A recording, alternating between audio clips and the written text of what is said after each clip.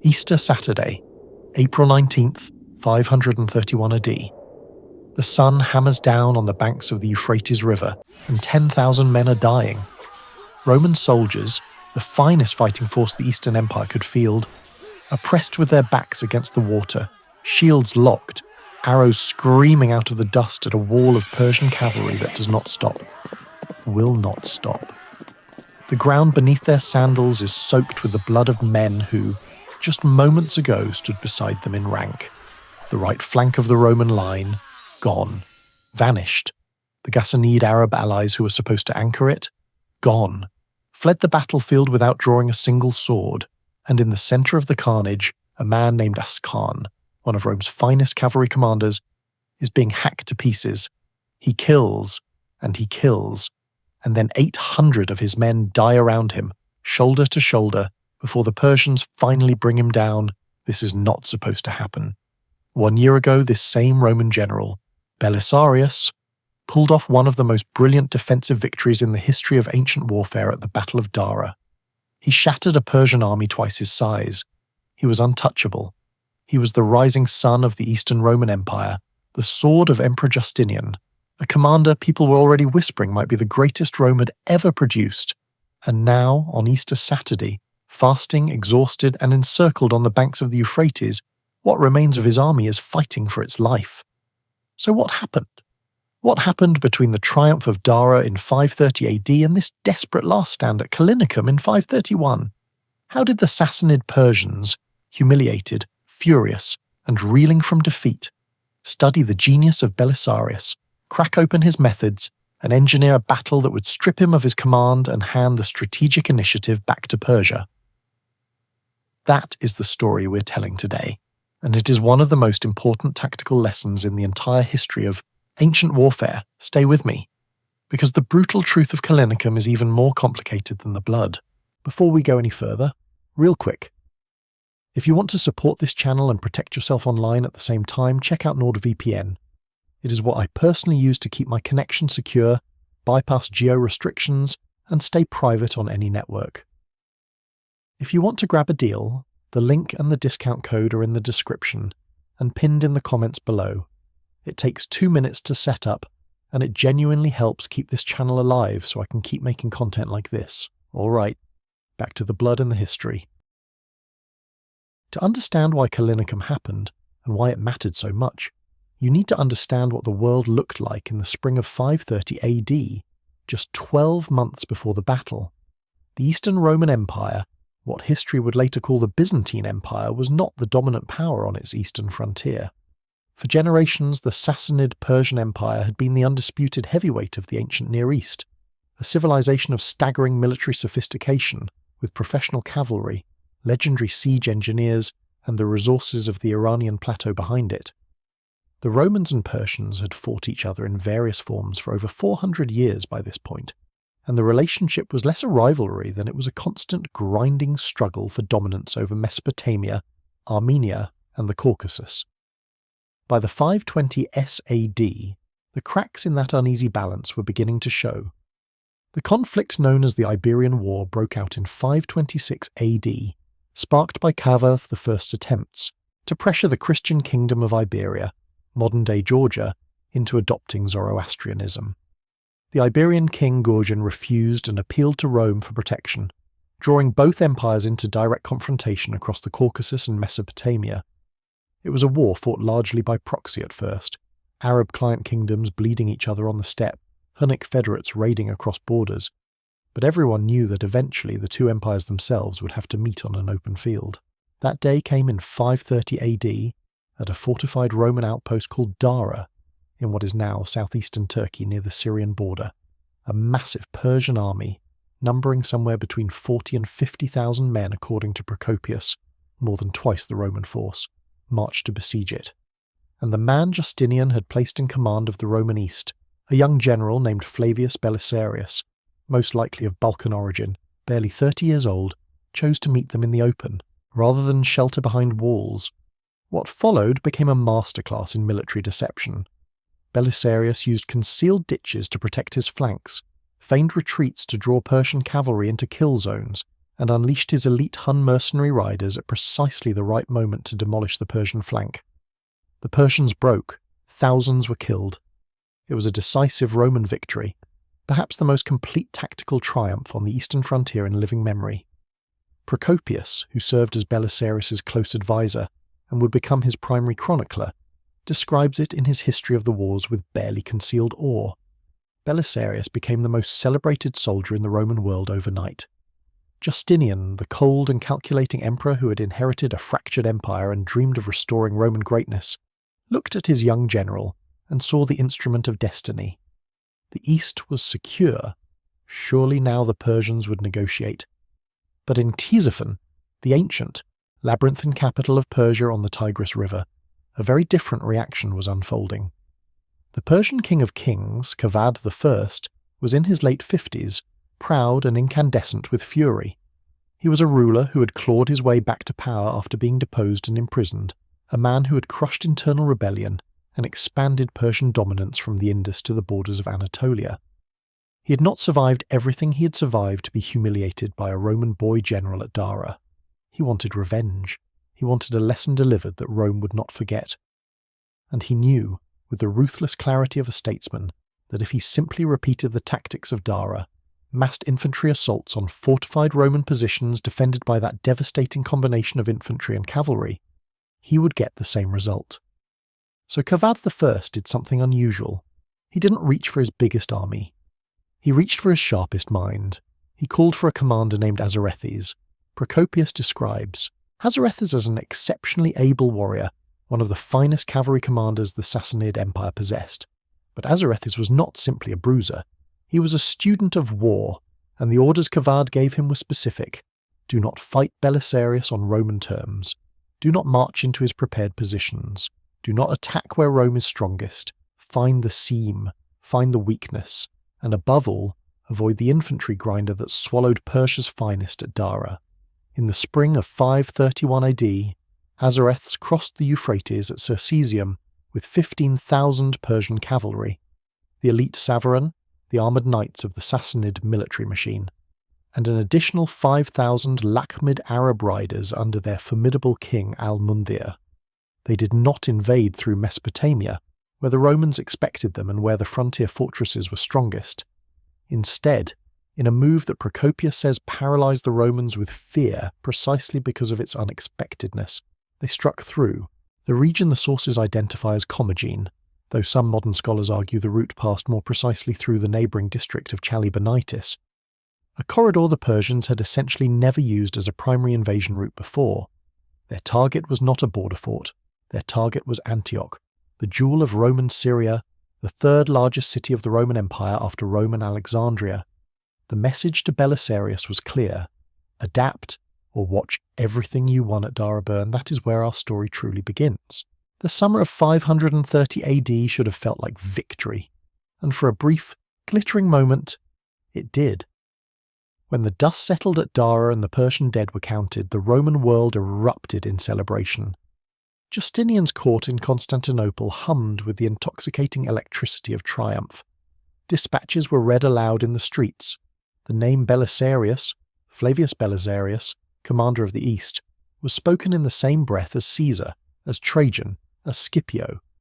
Here was a general who had taken what Procopius numbers at around 25,000 men, many of them poorly trained, some of them still raw recruits, and placed them in the open field against 50,000 of the finest soldiers the Sassanid Empire could muster.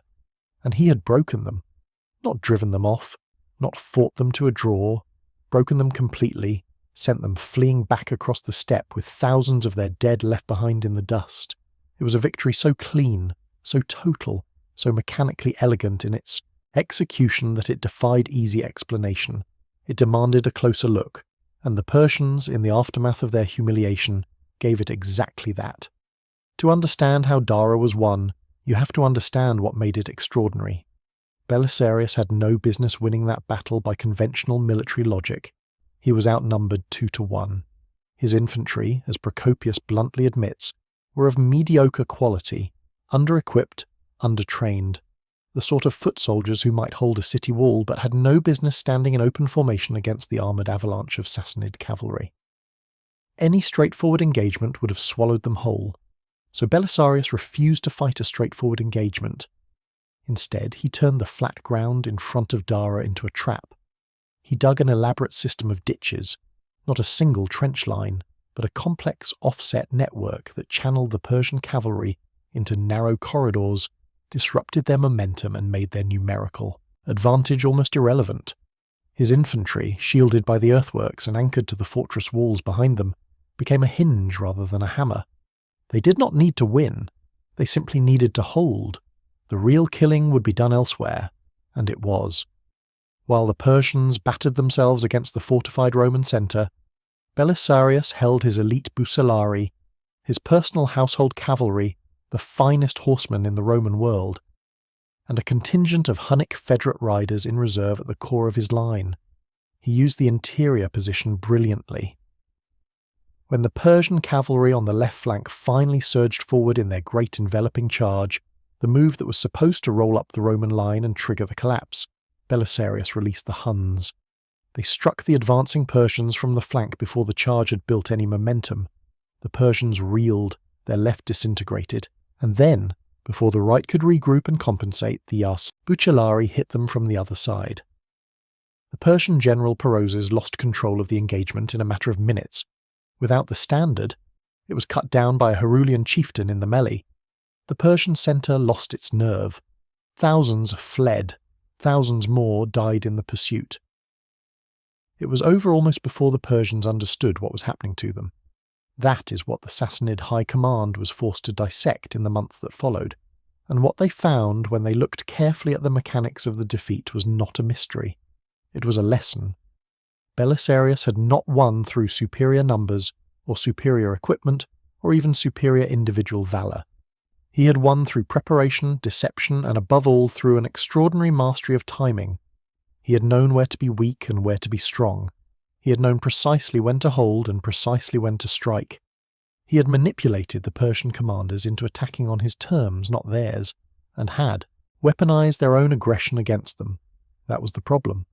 Because the solution to that kind of genius is not to fight harder, it is to fight differently. At Ctesiphon, in the labyrinthine palace complex on the banks of the Tigris, Kavadh I received the news of Dara with the icy fury of a man who's been publicly slapped. He was in his late 50s by 530 AD, not yet old by the standards of any era, but a ruler who had survived deposition, imprisonment and civil war to reach that age, and who wore every one of those years in the iron of his decision-making. This was a king who, according to later accounts, had been imprisoned by his own nobles and escaped through extraordinary cunning. A king who had allied himself with the fearsome white Huns to retake his throne by force. A king who had spent decades methodically rebuilding Persian military and administrative power until the Sassanid Empire was once again the most formidable state between Rome and China. He had not constructed that legacy to watch it unravel at the hands of a Roman general young enough to be his son. Kavadh was furious, but he was also crucially rational. He did not fly into reactive rage and order another massed assault on Dara. He planned. The plan he devised was elegant in its strategic thinking and ruthless in its ambition. Rather than reinforce the Mesopotamian frontier, where Rome had now had time to prepare, where Belisarius knew the ground, and where the memory of the ditches at Dara would make any Persian commander hesitant, Kavadh would hit Rome where it was not expecting a blow: Syria, the soft underbelly, the fertile, wealthy, largely unfortified heartland of Roman power in the eastern Mediterranean. A strike into Syria would force Belisarius to abandon his prepared positions and chase a Persian army across terrain the Persians had chosen. It would deny him the tools that made him dangerous: the earthworks, the interior lines, the carefully set trap, and it would threaten Antioch, the crown jewel of the Roman East, a city whose loss would be a political and psychological catastrophe that no military victory at Dara could compensate for. The strategic logic was impeccable. All Kavadh needed was the right man to execute it. That man was Azarethes.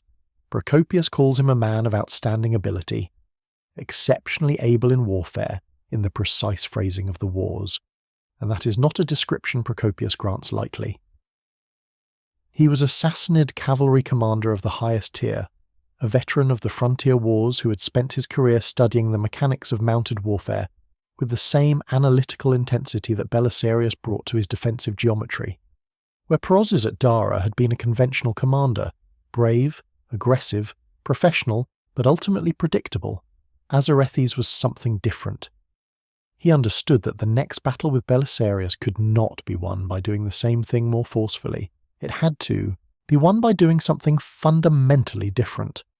And the key to that difference lay in a single insight that cut to the heart of everything Belisarius had built at Dara. The Roman infantry could not be beaten in a prepared defensive position, so the Persian cavalry must never attack one. What Azarethes proposed, and what Kavadh approved, was not simply a change of terrain. It was a change of doctrine. The Persians would attack with a force composed almost entirely of cavalry. No great massed infantry columns, no siege trains lumbering toward fortress walls. 15,000 Savaran, the armoured elite of the Sassanid military, heavy cavalry who had no equal in the ancient world in terms of training, equipment and battlefield endurance, plus 5,000 Lakhmid Arab riders under the fierce and capable King Al-Mundir, 20,000 horsemen, moving fast and light, driving deep into Roman Syria before Belisarius could organise a proper defence. The target was not a fortress.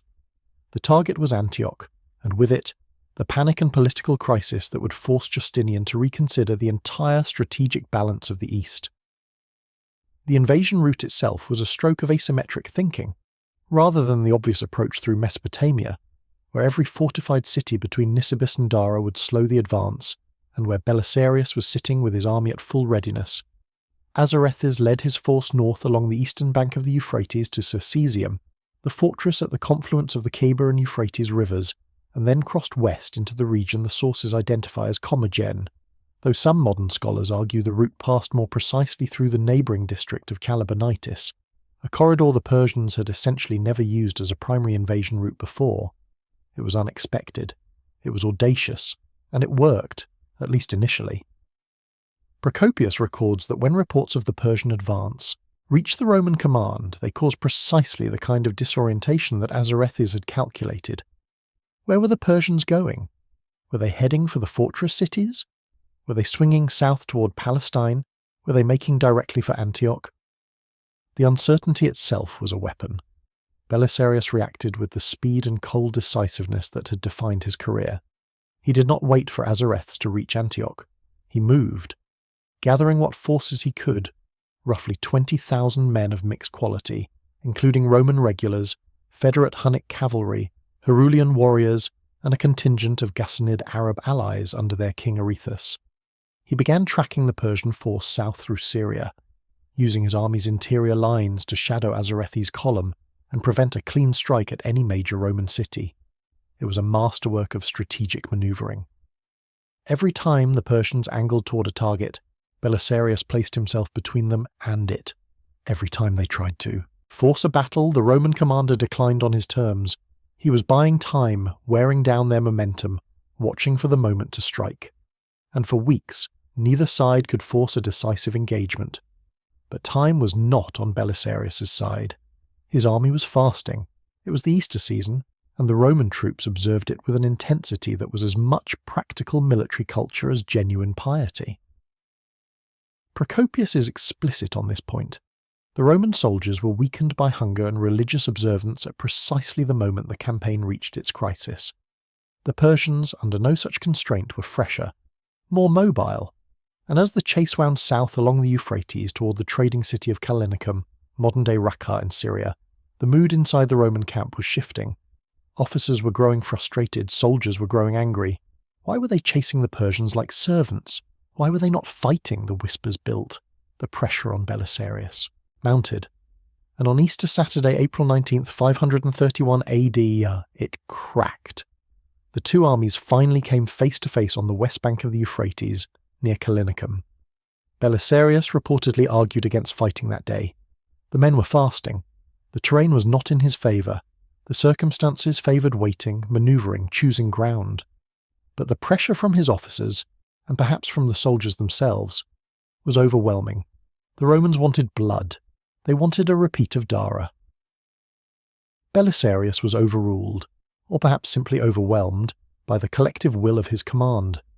The army deployed for battle with the Euphrates at its back, its flanks exposed, and its soldiers hungry, exhausted, and fasting. It was the precise opposite of Dara in almost every tactical dimension. And Azarethes, studying the Roman deployment with the cold eyes of a professional who had waited for exactly this moment, knew exactly what to do with it. To understand what Azarethes changed, you first have to understand what the Sassanid military machine actually was, because it was not what most people imagine when they picture an ancient army marching to war. The Persian Savaran were not simply heavy cavalry in the way that term gets loosely applied to any armoured horseman in a history book. They were a professional military caste, drawn exclusively from the Iranian nobility, trained from adolescence in the combined arts of mounted archery, lance combat, and close-quarters sword work. Each Savaran warrior wore a complete shell of lamellar armour, interlocking plates of leather, horn, and iron, over a base of chainmail that covered him from helmet to boot. His horse was armoured too, its chest and flanks protected by layers of scale and plate that made the animal itself a weapon. He carried a long Conto-style lance, a short composite recurve bow, a sword, and a mace. He could deliver a thunderous shock charge from the full, gallop, pin a formation in place with arrow volleys from a distance, or grind through a melee at close range. He was, in a very real sense, a one-man combined arms unit, and 15,000 of them moving in disciplined formation were one of the most destructive military instruments the ancient world had ever produced. The Savaran had broken Roman armies before. They had broken Hunnic armies. Against the right kind of enemy on the right kind of ground, they were effectively unstoppable. The problem at Dara was that the ground was entirely wrong. Belisarius had built an environment in which the Savarans' greatest strength, their momentum, their mass, their ability to shatter a formation through the kinetic shock of a heavy charge, was neutralized before a single lance was couched. The trench network had done it. The Persians could not charge across a ditch. They could not build momentum through an obstacle. They had to slow, pick their way through narrow crossing points, and by the time they reached the Roman line they were disordered, bunched together, stripped of the spacing and speed that gave a heavy cavalry charge its lethal geometry. The Roman infantry behind those ditches, unremarkable in open battle, became nearly impregnable in that confined terrain. They did not need to be brave, they just needed to stand. And because they could stand, because Belisarius had engineered the environment to make standing possible, the Savarans' charges spent themselves on the Roman shield wall like waves breaking on rock, again and again, bleeding the Persian army of its irreplaceable nobility with no decisive result. That was the trap. That was what had to change. Azarethes understood this with the clarity of a mind trained to solve tactical problems from first principles. The Roman infantry was not unbeatable. It was unbeatable in a ditch-defended static position, with cavalry support available on interior lines. Remove those conditions, pull the Romans out of their prepared ground, force them to fight in the open, strip away the earthworks and the fortress walls and the carefully coordinated reserves, and the infantry became an entirely different proposition. The same foot soldiers who had held the line at Dara would be cut apart in the open field, because in the open field they could be enveloped, they could be flanked, they could be made irrelevant. The Savaran did not need to attack the Roman shield wall, they needed to go around it, get behind it, and collapse it from the sides before Belisarius could wheel his cavalry reserves to stop them. This was the tactical pivot, and it was as decisive a conceptual breakthrough as any physical maneuver that followed from it. The new Persian doctrine, as Azarethes designed it, rested on three interlocking principles. The first was avoidance. Never attack the Roman infantry centre in a prepared position, regardless of the temptation. The centre was the anvil. It would absorb and hold. The second was envelopment. Use the full depth and width of the Savarans' numerical and qualitative superiority to roll over the Roman flanks, particularly the cavalry flanks, which were less fortified than the infantry corps and more exposed to mounted pressure. And the third was attrition. Keep the battle going long enough, keep the pressure on the flanks relentless enough, that even if the Roman centre held, the army as a whole would be too damaged, too demoralised, and too fragmented to maintain cohesion. A Roman army that had lost both flanks and still held the centre was not a victorious army. It was a defeated army standing in a hole. Azarethes did not need to destroy Belisarius, he just needed to make his army operationally useless. The composition of the Persian force reflected this doctrine with deliberate precision. Azarethes brought no meaningful infantry. He brought cavalry, almost exclusively cavalry, which tells you everything about the philosophy behind the campaign. Infantry would have slowed him, tied him to logistical chains, and forced him to fight the kind of grinding positional battle that Dara had already demonstrated the Romans excelled at. Cavalry gave him speed, flexibility, and the ability to dictate terms. He could move faster than Belisarius could respond. He could strike where he chose and disengage where he chose. And crucially, the all-cavalry force reinforced the strategic purpose of the invasion. This was not a campaign to seize territory or besiege fortresses. This was a campaign to force a battle in conditions favourable to Persia, inflict enough damage on Belisarius' army to end his operational effectiveness, and rebalance the strategic situation on Rome's eastern frontier. The Lakhmid Arab contingent under al-Mundhir added a particular dimension to this flanking doctrine. The Lakhmids were the Sassanid counterpart to the Roman Sassanids, a client Arab kingdom whose warriors had spent generations learning to fight on the open steppe, light and fast and ferocious, ideal for harassment, pursuit, and the kind of fluid flank engagement that heavy cavalry alone could not sustain indefinitely. Al-Mundhir was no minor figure. He had been raiding Roman Syria for years and was personally known to the Roman command as a dangerous and unpredictable opponent. His job at Callinicum would be to smash the Sassanid Arab riders who anchored the Roman right flank. Not merely defeat them, but shatter and scatter them, removing the right flank anchor entirely and opening the door for the Savaran to swing around the exposed Roman line. It was a job precisely suited to his men, and as events would prove, it was a job he executed with brutal efficiency. When the two armies finally deployed on the banks of the Euphrates near Callinicum, the shape of Azarethes' plan became visible in the geometry of his formation. Procopius tells us that he divided his army into 3 roughly equal parts, a standard Persian divisional structure on the surface, but configured for the specific tactical purpose he had designed. His own Savaran heavy cavalry held the centre and the right flank, the core striking mass that would apply pressure across the Roman line, while the decision was made on the wings. Al-Mundhir's Lakhmid Arabs took the Persian left, directly opposite the Sassanid riders under Azarethes on the Roman right. There is also a credible argument, supported by the Byzantine military analysis of the battle, that Azarethes held a reserve of elite Savaran behind his centre, a force he could release at the decisive moment to exploit any breakthrough or to reinforce a flank that was achieving success faster than expected. It was the same use of a reserve that Belisarius had employed at Dara to devastating effect. Azarethes had studied his opponent. He was now using his opponent's own methods against him. Belisarius, for his part, deployed with a formation that showed he understood perfectly well what the Persians intended, and that he was working with a badly compromised set of options. He anchored his left flank on the Euphrates itself, placing the Roman infantry under Peter along the riverbank, where the water would prevent an envelopment on that side. He put himself and his best cavalry, the Busalari, the Huns, the Herulian riders, in the centre, forming the kind of powerful core that had been the decisive instrument at Dara. And on the right flank, on sloping ground away from the river, he placed the Sassanid Arab riders under Azarethes. It was a rational disposition given the terrain. The river protected the left. The centre was strong. The right was the weak point, and Belisarius knew it. What he could not fully account for was what would happen if the right simply ceased to exist. The deeper problem, and the one that Azarethes had calculated into his planning from the very beginning, was not the deployment. It was the condition of the Roman army. The men had been fasting for days in observance of Easter. They were physically weaker than normal, operating on reduced caloric intake during what promised to be a long, brutal cavalry engagement in the heat of Assyrian April. Their morale, while high in the abstract sense, these were soldiers who wanted to fight, who had been chafing for weeks at Belisarius' cautious pursuit, was the brittle kind of confidence that comes from impatience rather than preparation. They were ready to fight a battle like Dara, a set-piece engagement on ground their commander had chosen and prepared.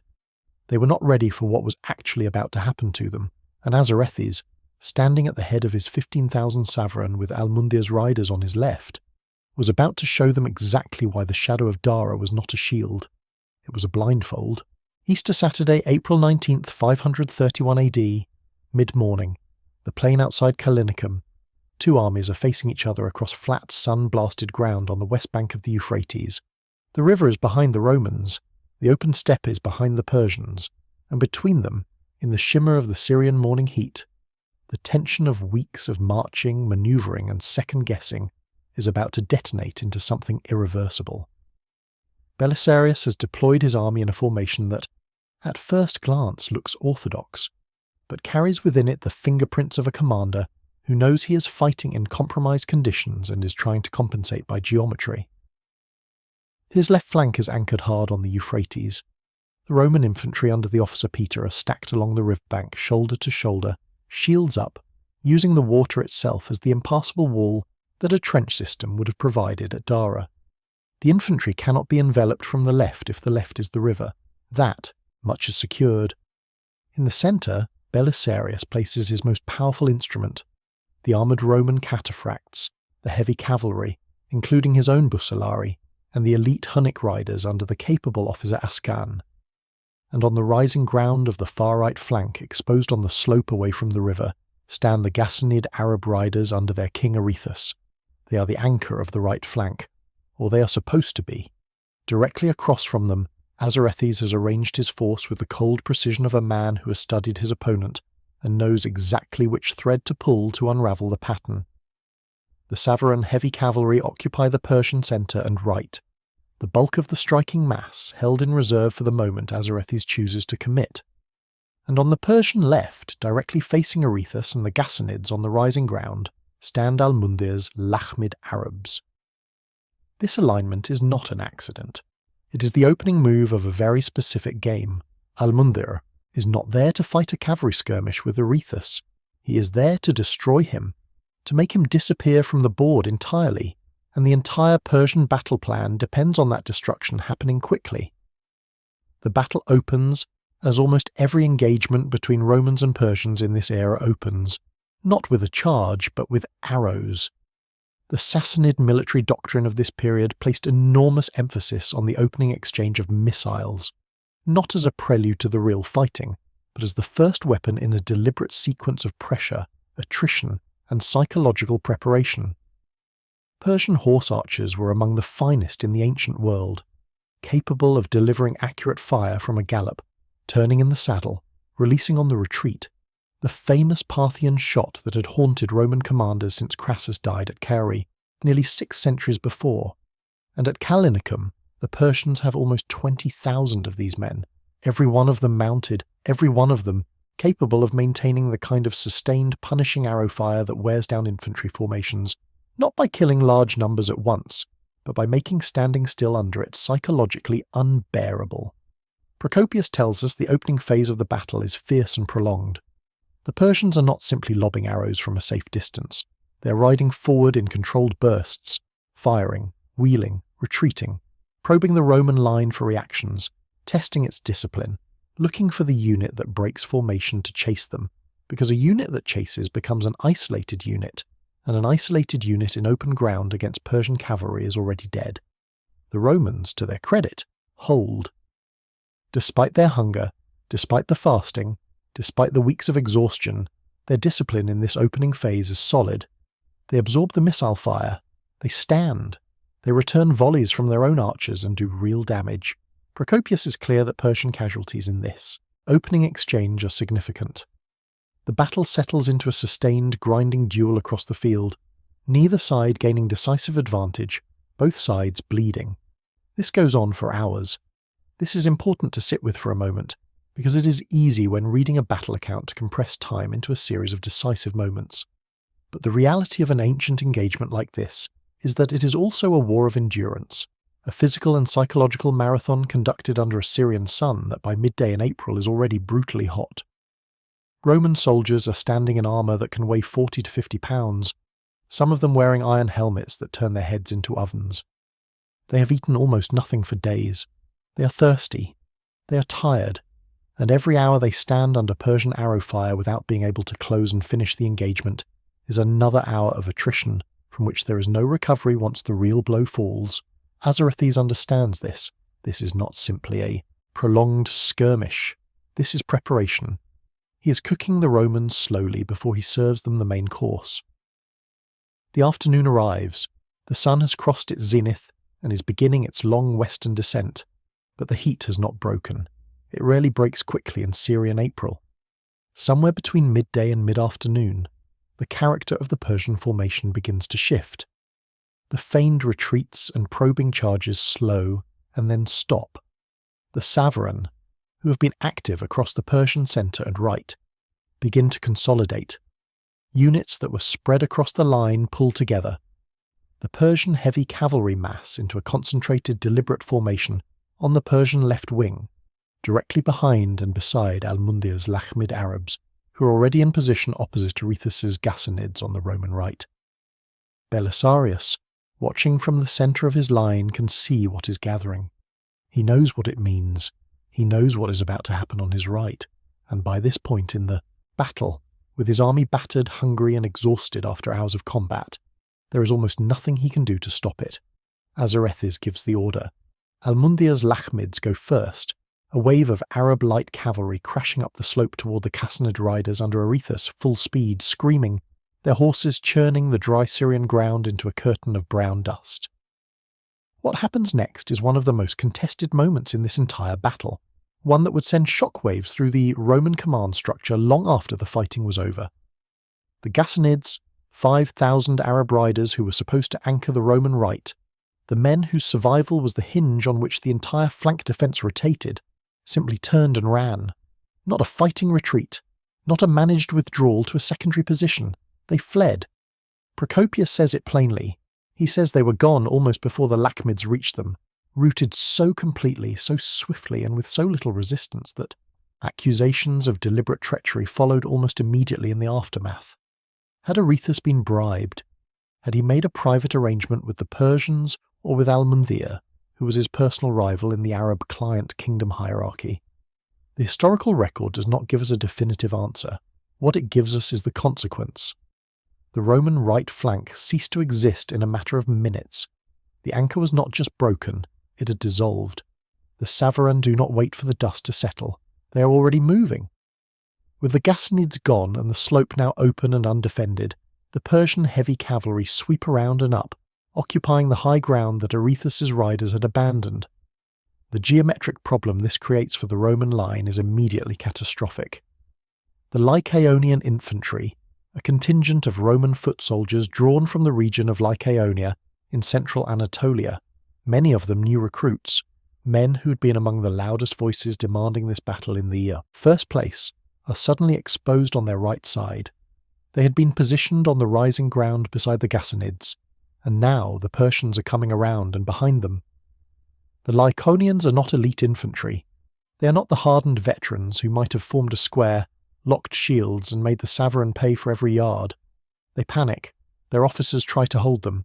Their officers are killed.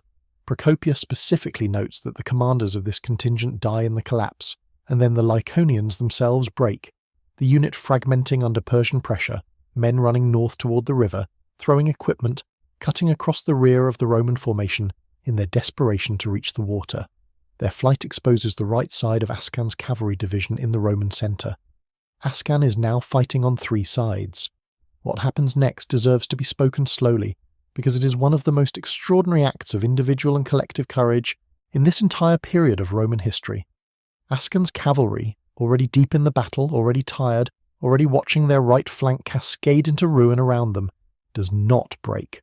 They close ranks, they tighten the formation, and they fight.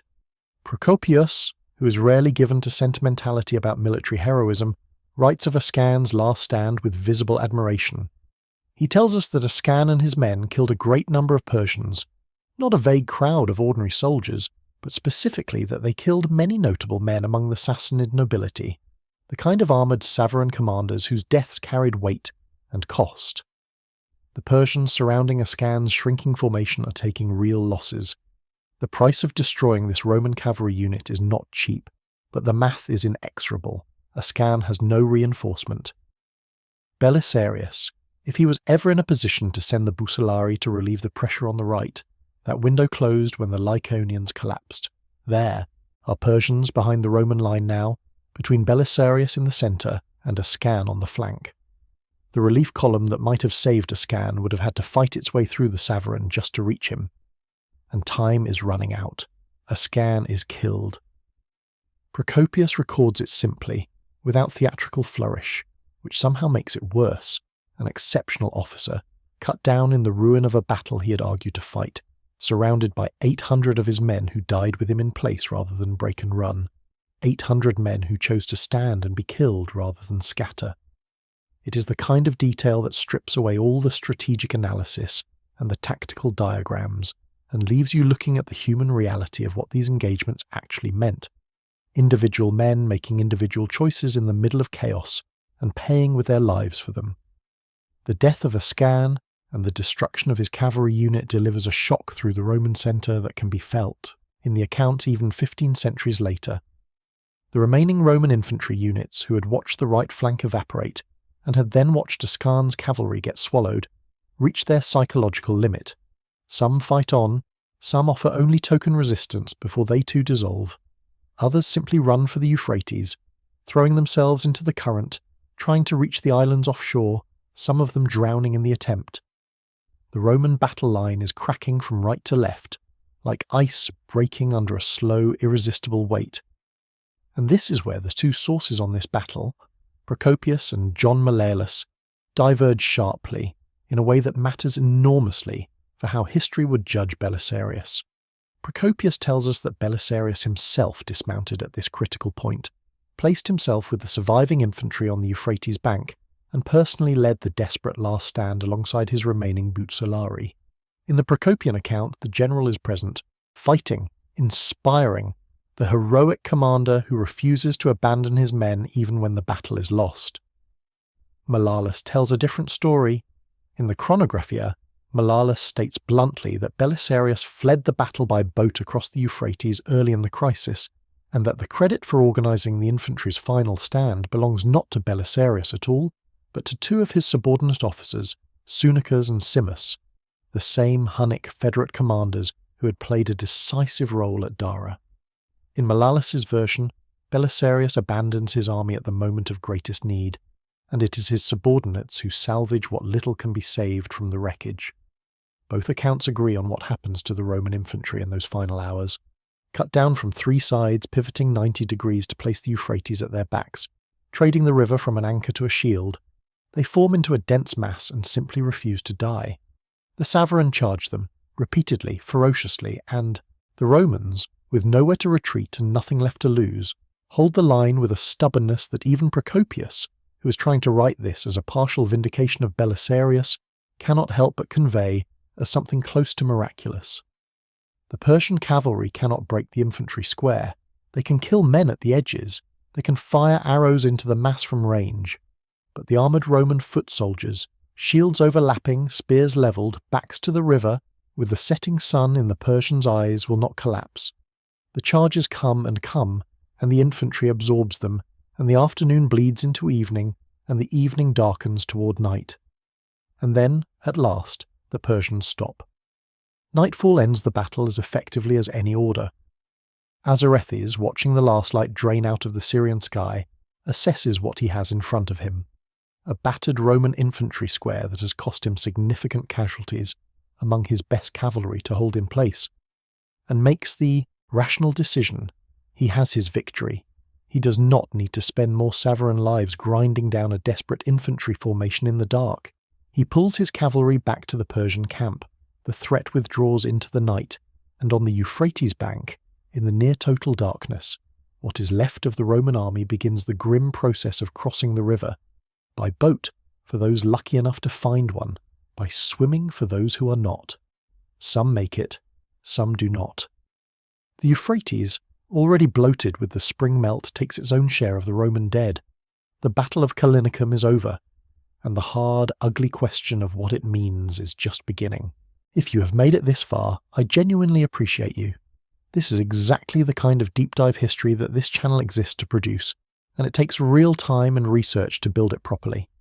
If you are getting value from this video, please take 10 seconds right now and hit the like button. It makes a massive difference to how YouTube distributes this content to people who would love this kind of history but have not found this channel yet. And if you are not subscribed, subscribe now. We have a full library of content on ancient and medieval warfare that you will not find done at this depth anywhere else on this platform. Hit the bell too if you want to be notified the moment new videos drop. Alright, the battle is done, but the reckoning is just beginning. The morning after Callinicum broke cold and quiet over the Euphrates. The Persians did not pursue. That single fact tells you almost everything about the true nature of what had just happened on that riverbank. A victorious army pursuing a shattered enemy is one of the most reliable images in ancient warfare. The moment when a tactical win converts into a strategic windfall, when captured standards and prisoners and plundered equipment cement the narrative of who won and who lost. Azarethes did not pursue. His army, still holding the western bank after the Romans had crossed, surveyed the wreckage of the engagement and simply camped. And the reason they did not pursue, the reason that reveals the core paradox at the heart of Callinicum, is that despite everything the Persians had achieved on that battlefield, the fighting had cost them too, significantly. The Roman infantry's desperate last stand on the riverbank, the brutal close-quarters carnage of Ascan's final cavalry, action, the hours of grinding attritional combat under the Syrian sun, they had bled the Savaran.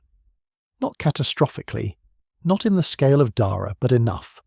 Enough that a mounted pursuit across the Euphrates into Roman territory, chasing a broken but still dangerous enemy into terrain the Persians did not know, was a gamble Azarethes rationally declined to take. Here is the bitter irony that sits at the centre of this battle.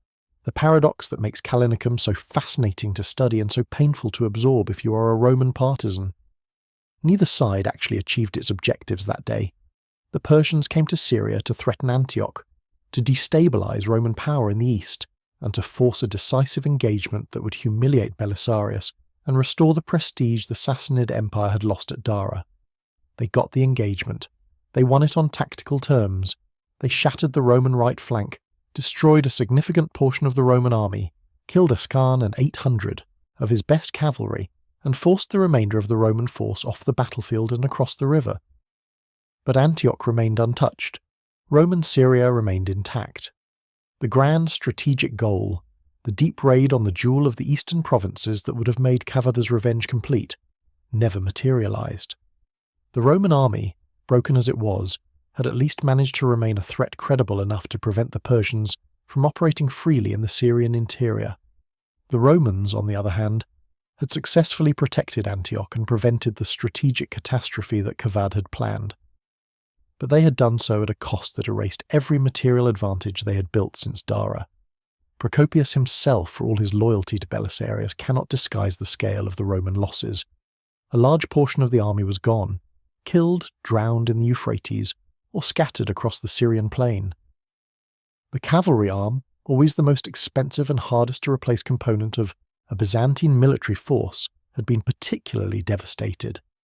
Ascan and his 800 men were irreplaceable not just as numbers, but as trained, experienced professionals whose absence would be felt on every subsequent campaign.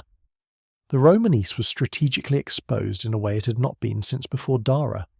The momentum that Belisarius had built, the sense of Roman ascendancy on the eastern frontier, the psychological dominance over Persian commanders who had been made to feel that facing this general in open battle was a losing proposition, that was gone too, evaporated on the banks of the Euphrates in a single afternoon. This is the moment to confront the hardest question about Callinicum directly. Was it actually a defeat for Rome?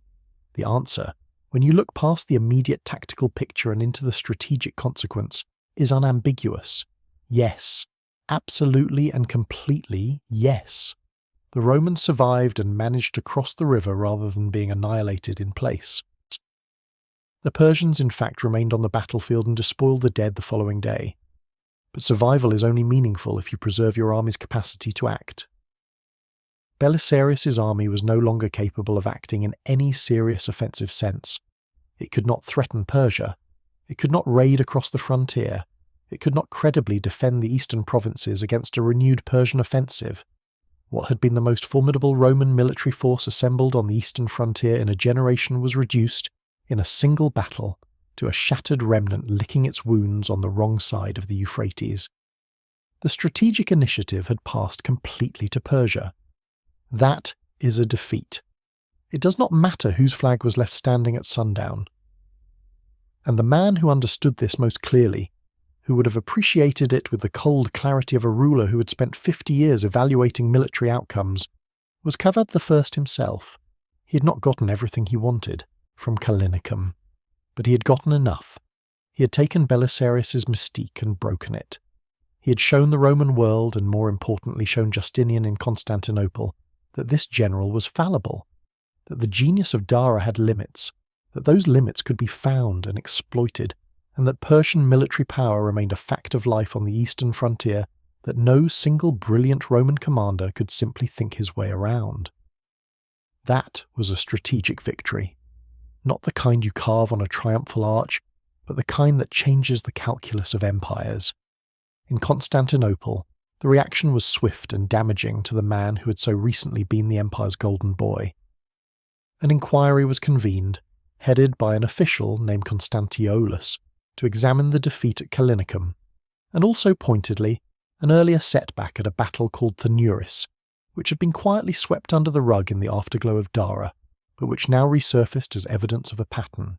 Belisarius defended himself with the argument that has echoed through every post-battle inquiry in the history of organised warfare. It was the troops' fault. His soldiers, he argued, had demanded the engagement against his better judgment. They had been impatient, aggressive, unwilling to accept the disciplined strategic patience that his operational plan required. He had been overruled by the collective pressure of his own command, and therefore the implication went: the disaster was not his, it was theirs. Procopius presents this defence without obvious scepticism, which suggests Belisarius' chronicler believed it, or at least considered it defensible, and there is genuine truth in it. The pressure on Belisarius from his officers to stop retreating and start fighting was real, and is recorded in sources independent of Procopius. But the defence also carries within it a confession that a certain kind of reader notices immediately: a commander who cannot impose his operational judgment on his own officers, who cannot maintain strategic discipline in the face of pressure from below, has failed at one of the most fundamental tasks of military leadership, regardless of how tactically sound his plan was. Belisarius was supposed to be a genius. Geniuses do not get overruled by frustrated lieutenants on Easter Saturday.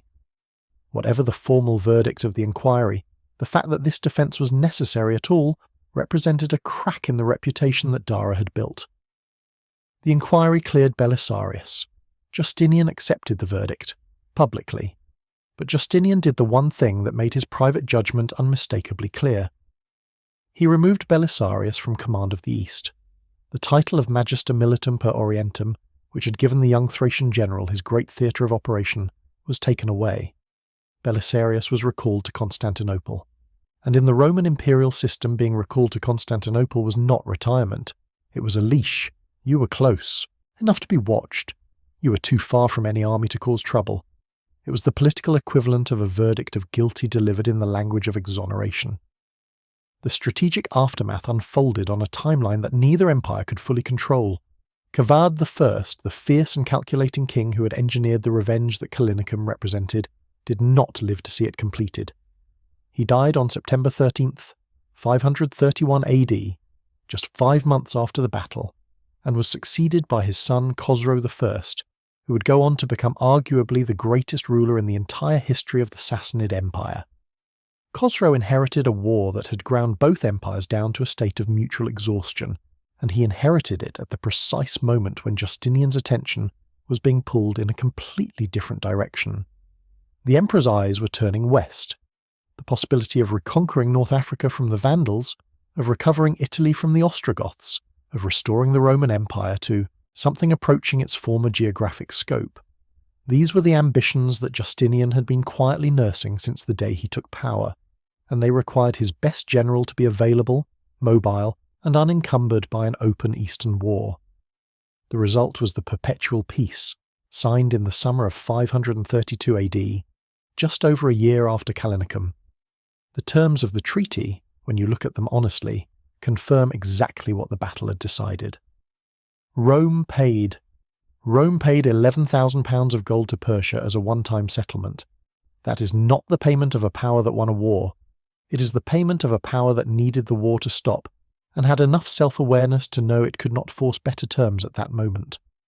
The occupied territories were exchanged. The Iberian exiles were allowed to remain in Roman territory if they chose. The frontier returned roughly to where it had been before the Iberian War started in 526. A status quo ante.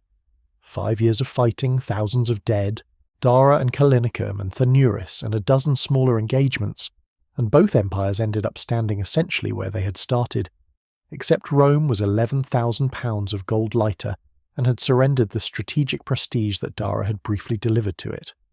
The perpetual peace lasted, for the record, 8 years. Khosrow I invaded in 540 and sacked Antioch, the city that Azarethes had been sent to threaten in 531, the city that Belisarius had chased the Persians across Syria to protect, the crown jewel of a Roman Syria that the strategy of Callinicum had been designed to put at risk. He burned it to the ground. But that is a story for another day. What Callinicum demands that we reckon with, what makes it permanently relevant as a case study in military history, is the lesson it delivers about the relationship between tactical brilliance and strategic durability. Belisarius at Dara was extraordinary. The clarity of his thinking, the elegance of his preparation, the precision of his timing. It was the kind of military performance that happens perhaps a handful of times in any century. But Dara was a single engagement, and single engagements do not win wars. Wars are won by systems, by logistics, by institutional resilience, by the ability to regenerate and adapt after losses, by commanders who can impose operational discipline on their own forces as reliably as they can impose tactical solutions on the enemy. Belisarius was, in 531 AD, still developing those systems. He was still, in some important sense, a brilliant individual operating within an imperfect institution. And Azarethes, with his flanking doctrine and his all-cavalry force and his patient, punishing battle of attrition on the Euphrates bank, had found the gap between the individual's brilliance and the institution's limitations and had driven straight through it. There is one final twist in this story that history tends to overlook, and it is perhaps the most important of all. Being recalled to Constantinople in 531 AD, being stripped of the Eastern Command, being placed under the watchful eye of Justinian in the capital, turned out to be the making of Belisarius rather than the end of him. Because in 532, while Belisarius was still in Constantinople, kept under close imperial scrutiny, the Nika revolt erupted in the city, a catastrophic popular uprising that came within hours of overthrowing Justinian himself. And it was Belisarius who crushed it. Standing in the hippodrome with a few thousand loyal Bucellari, he oversaw the killing of 30,000 rioters and saved the emperor's throne with cold, methodical ruthlessness. The man who had lost his eastern command for failing to control his own officers in the field demonstrated in Constantinople that when it truly mattered, he could exercise the iron discipline his genius always possessed. In 533 AD, within 2 years, Justinian gave Belisarius North Africa. The year after that, he gave him Italy. And the general who had been humbled at Callinicum went on to conquer the Vandal kingdom in a single campaign, capture the Vandal king alive, retake Carthage for Rome for the first time in a century, and then turn around and do the same thing to the Ostrogoths in Italy, capturing Ravenna and driving Rome's enemies before him like chaff in the wind. The shadow of Callinicum never fully lifted. The eastern frontier remained a persistent vulnerability. The Persians remained unconquered and unintimidated. The £11,000 of gold remained a humiliation quietly buried in diplomatic history. But Belisarius rebuilt his legend on other fields, against other enemies, and the man who'd been overruled by his officers on Easter Saturday in 531 became, in the judgment of most historians, the finest military commander the Byzantine Empire ever produced. The brutal truth of Callinicum is not that Belisarius was exposed as a fraud. He was not. The brutal truth is something more, interesting and more enduring, that even the greatest military mind of a generation can be defeated when an equally serious opponent studies his methods, strips away his advantages, and forces him to fight without them. Azarethes did not defeat the genius of Belisarius. He defeated the conditions that made that genius possible, and in doing so he delivered a lesson that every commander since, in every age, in every kind of conflict, has had to learn eventually, usually the hard way. Brilliance is not a shield, it is a tool, and like any tool, its effectiveness depends entirely on the conditions in which it is used. Belisarius learned that lesson on the banks of the Euphrates on Easter Saturday 531 AD. He never forgot it, and neither, for what it's worth, should we. April 19th, 531 AD. A Roman army crosses a river in the dark, carrying its wounded and its shame and its dead. A Persian cavalry force watches from the western bank and does not pursue. And somewhere between those two facts, between the Roman survival and the Persian restraint, lies the entire complicated truth of what happened at Callinicum. It was not a clean victory for either side. It was the kind of result that history produces constantly, and that simple narratives cannot accommodate. A battle where both sides bled, both sides adapted, and both sides were forced to reckon with the limits of what force alone can accomplish. Azarethes was punished by Kavadh for the casualties his army sustained, rebuked by Kavadh and held in lower esteem for failing to achieve a more decisive result. His tactical achievement weighed only in the lives it cost rather than the strategic outcome it secured. It is one of the stranger footnotes in this entire story, the man who engineered Persia's most sophisticated tactical response to Belisarius, the man who cracked the Roman formula and forced the greatest general of his age into retreat, was punished for doing it too expensively. Military history is full of this kind of institutional ingratitude. Belisarius survived. He was recalled, investigated, cleared and redirected, pointed at new enemies, new theatres, new problems that his particular combination of intelligence and ruthlessness, an almost supernatural battlefield instinct were uniquely suited to solve. He went on to do things that astonished his contemporaries, and have astonished historians ever since. But he went on to do them knowing something he had not known after Dara, knowing that the world contained opponents capable of humbling him. That knowledge, earned at terrible cost on the Euphrates, may have been the most valuable thing the Battle of Callinicum produced. History does not always reward the brilliant, it rewards the adaptable, and on the day Rome's greatest genius was humbled, the most enduring lesson was not about the man who lost or the man who won. It was about the war itself. Patient, brutal, indifferent to reputation, always waiting for the moment when preparation meets an opponent who has done the same. And that is the Battle of Callinicum, one of the most analytically rich engagements in late antiquity, and one of the most underrated stories in the entire history of Roman warfare. If this video gave you something, a new perspective, a name you want to look up, an argument you want to make at a dinner table, please hit the like button right now. It costs you nothing and it genuinely helps this channel reach the people who would love this kind of content. Subscribe if you have not already. We go this deep on every video, and there is a full library waiting for you right here on this channel. Check the description for links to related videos, including our full breakdown of the Battle of Dara, which sets up everything you just watched. Thank you for spending your time with Wars in History.